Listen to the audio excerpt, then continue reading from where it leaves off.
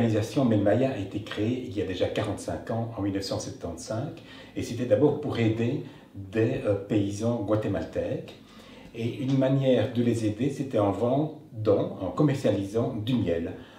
Il y avait des coopératives au Guatemala qui se retrouvaient avec un stock important de miel, 50 tonnes, et le prix qu'on leur proposait à la capitale guatémaltèque, c'était 40 centimes de dollars le kilo.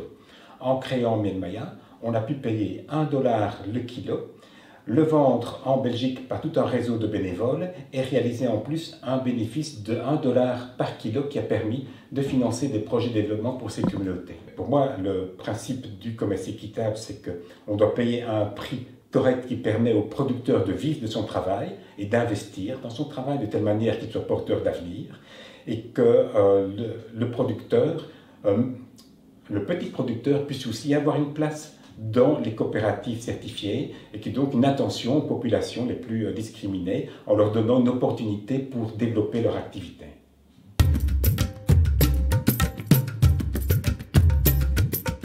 Bien sûr, il faut rappeler que la plupart des producteurs du commerce équitable et des produits alimentaires du commerce équitable sont d'abord des paysans et que donc leur mode de production est très peu générateur de CO2.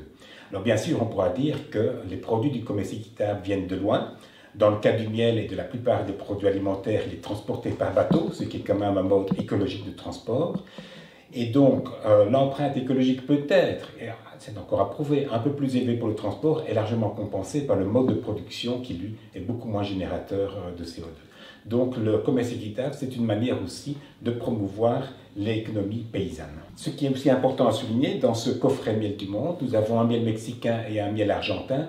Tous deux aussi représentent un enjeu environnemental. Dans le cas du miel mexicain, il vient de parcelles de caféiers cultivés en biodiversité. Donc il y a des caféiers, mais il y a aussi d'autres sortes d'arbres. Il y a des arbres fruitiers, il y a des arbres forestiers. Donc c'est tout un écosystème qui est mis en valeur par ce miel cafétal. Et dans le cas de l'Argentine, la production de miel, ce sont des petits apiculteurs au nord de l'Argentine, c'est une alternative à la production de charbon de bois qui est justement néfaste pour les forêts.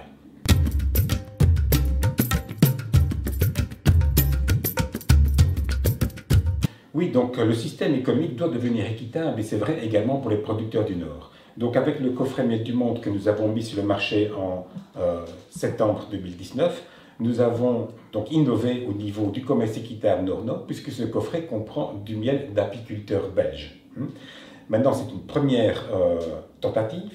Ce miel vient de 5 apiculteurs belges différents. Il est vendu sous la marque de chaque apiculteur. Nous aimerions, pour une deuxième édition de ce coffret, aller plus loin et représenter le miel wallon sous la forme d'un projet collectif.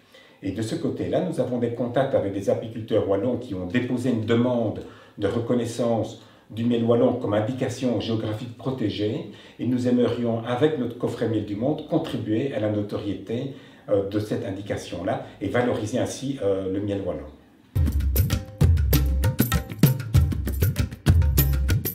Je dirais que le commerce équitable en tant que tel est viable, il a quand même pas mal d'années à son actif, mais pour moi c'est le système économique qui doit devenir équitable et que donc le système économique pour le moment il va dans le mur. On se pose beaucoup de questions sur notre mode de consommation, mais un exemple au niveau alimentaire, j'ai un beau-fils qui s'est lancé dans le maraîchage bio, eh bien il vend ses tomates à 6 € le kilo et il a eu connaissance qu'il y a moyen d'avoir des tomates en vrac venant d'Italie, à condition d'acheter une centaine de kilos, pour 80 centimes le kilo, livré en Belgique. Donc ça pose pas mal de questions sur notre système de production alimentaire et de consommation. Donc pour moi, le commerce équitable, c'est l'avenir du système économique, c'est vers ça qu'on devrait aller. Les consommateurs aujourd'hui cherchent des produits de qualité, sains, produits dans le respect de l'environnement et donc il y a effectivement une demande qui doit être davantage connue et je crois qu'un reportage vidéo comme celui-ci peut permettre de faire connaître davantage l'offre du commerce équitable.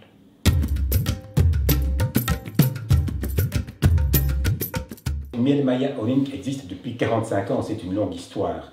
Donc je crois que le point important à savoir aujourd'hui, c'est que notre organisation a cédé à Magasin du Monde Oxfam et son équivalent néerlandophone Oxfam Fairtrade la commercialisation du miel équitable de manière générale, en volume.